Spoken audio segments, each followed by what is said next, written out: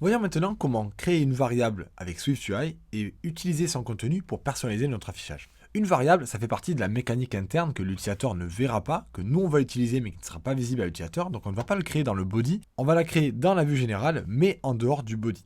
Donc on va sauter une ligne, insérer une ligne avant le body, et ici on va ajouter notre variable. Donc j'ajoute var, le nom de ma variable je vais l'appeler score, et je vais donner une valeur de 0 au début, puisque lorsque l'utilisateur va commencer la partie, il aura un score de 0.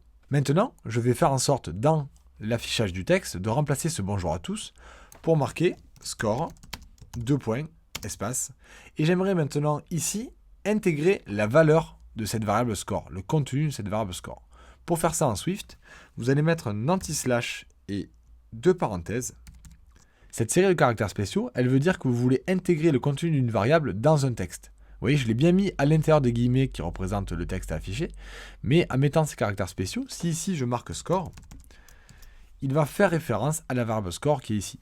Vous voyez, j'ai mis exactement la même écriture ici que là, et les majuscules comptent, et ça veut dire, je fais référence à la variable score. Donc je veux le contenu de la variable score, et j'aimerais qu'il soit intégré dans cette chaîne de caractères, dans ce texte.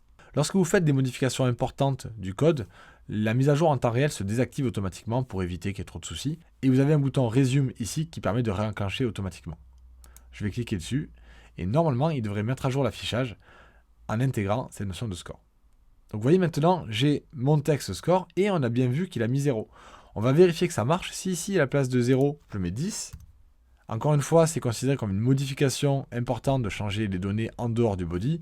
Donc vous voyez, il a désactivé la mise à jour automatique. On peut recliquer ici. Si vous ne voulez pas recliquer à chaque fois, vous avez un raccourci clavier qui est Option, Commande, P. Ça fait exactement pareil que si j'avais cliqué sur le bouton Resume. Et on voit qu'il a bien mis le 10 qui s'affiche à l'intérieur. Donc on vient de créer une variable qui peut contenir un chiffre. Pour l'instant on a mis 10, alors je vais remettre 0, on va le laisser à la bonne valeur. On va réactiver l'affichage pour que ça mette bien 0. Et cette variable, elle est utilisée pour afficher du texte. Elle permet de personnaliser l'affichage de notre corps de la vue en fonction de cette variable. Allez, c'est parti. Maintenant, à vous de refaire la même chose avant de passer à la vidéo suivante.